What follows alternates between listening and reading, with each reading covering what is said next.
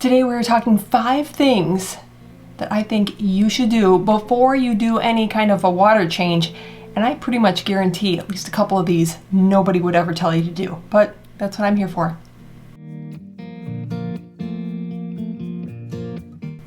Welcome to the small Scape. Yeah, I think there's going to be a couple here. Let me know if any of these, if you've ever thought to do these. But let me know also if you have any tips for anybody new or been in the hobby for forever. What are some things that somebody should not forget to do or check before you do a water change? Number 1, and this is important because we all learn things when we make really bad mistakes, but have a plan. How are you going to remove the siphon or the gravel vac? How are you going to do it? What's your game plan? You reduce the water by 10%, 30%, whatever you're doing. How are you pulling the siphon out of the water? This is my prop because I couldn't find any gravel vacs. Well, any of my small ones, because they disappear. I don't know where they're hiding it now, and I'm not gonna look up one that has they have 50-foot hoses. So no. So this is my gravel vac.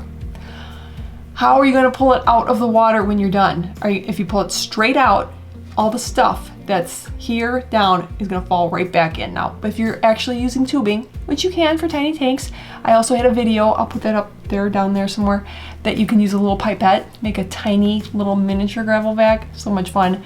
But with the regular size ones that you buy at the store, you're going to have a lot of stuff come back down because that little grate at the back, it's going to hold a lot of stuff that doesn't go through the hose, and it's going to come right back in your tank, and that's super rewarding. Not really. Or the other thing you can do is make sure that it's pointed up before you pull it out of the water, and then gravity will pull it back down. However, I have had things not work that way. It was maybe clogged down here, and it just literally came spilling right out, which was super fun. The other thing that you can do, and what I typically do, is before I'm pulling it out, if it's a bigger one, I put my hand over it, my finger, whatever, to hold the suction, and then pull it out of the water, and then let it drop down vertically. The last thing you can do is, when it's in the water, you pinch the hose, and that keeps anything from getting sucked up anymore, and then there you go, you pull it out, and then make sure you drop it down vertical or back in your sink, wherever you're going. Number 2 is know where your fish and or shrimp and all your critters are. That may be a no-brainer. You may be like, well, yeah, of course you're gonna wanna know where they're at. However, you're gonna wanna know where do they usually hide.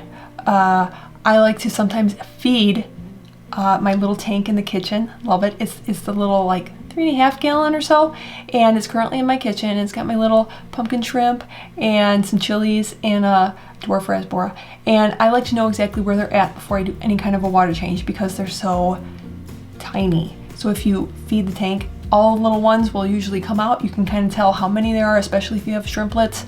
You need to know how many they are and kind of start shushing them out of the way. You don't want to do that with a gravel vac because, of course, they may, get really interested. But I like to do that, and then also know their personalities.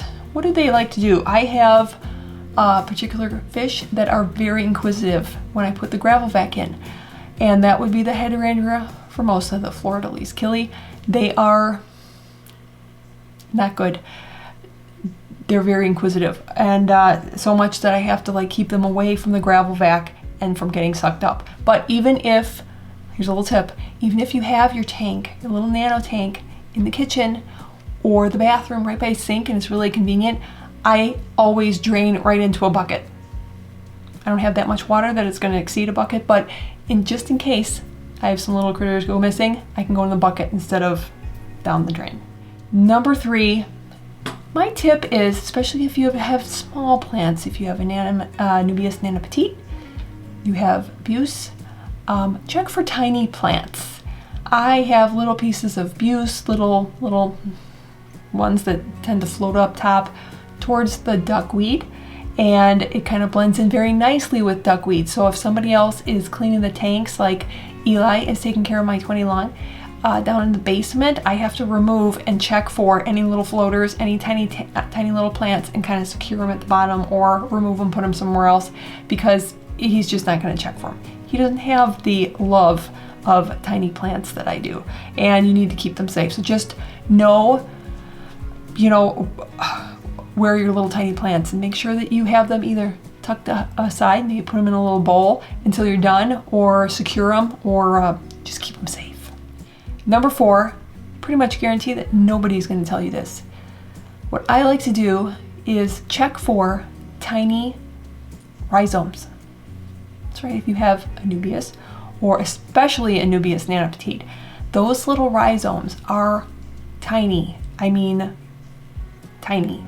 Along with my little collection of the Anubias nanopetite in this tank, which is it's basically micro. It is micro ANP, Anubias nanopetite. It is so tiny. I mean, compared to the stick of a sucker, the stick of the sucker is ginormous compared to a little tiny leaf. So that's where my collection is. So I have to be very, very careful that I'm not sucking those up. They're generally at the bottom, but I always keep a really good eye where exactly they're at. And then also the little tiny rhizomes that kind of float around that you would just think maybe is a little piece of duckweed, or it's just, you can pull it out because it doesn't look good.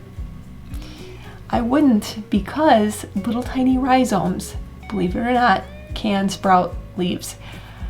Generally, if you're going to propagate Anubias, you want to make sure it has like a couple leaves, a few little roots on it, and then it's probably going to be pretty viable to, grow and become a nice little plant.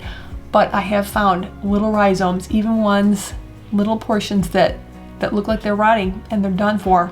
There will be leaves that sprout from that yucky looking little rhizome.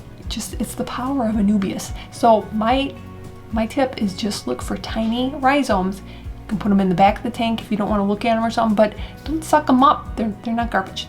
And number 5, kind of already alluded to this, but if you do have duckweed like most of us do, and I have let the duckweed kind of go in this tank, it doesn't bother me too much. I kind of, quantity check it every so often, but you have to be very careful that the little tiny plants don't blend in with it, because I have done that before, not noticed something and then went to go gravel vac and then just happened to look under. I would suggest, if you can, look under and look up to see if there's any little plants, or shrimplets are notorious for being up there, or if you have other little babies that are going to be within that little duckweed that you're not going to see looking down through the duckweed. You have to look up underneath the duckweed, or your floating plants, or whatever you have up there, just to make sure you catch them before you do your gravel vacuuming and you can kiss them goodbye.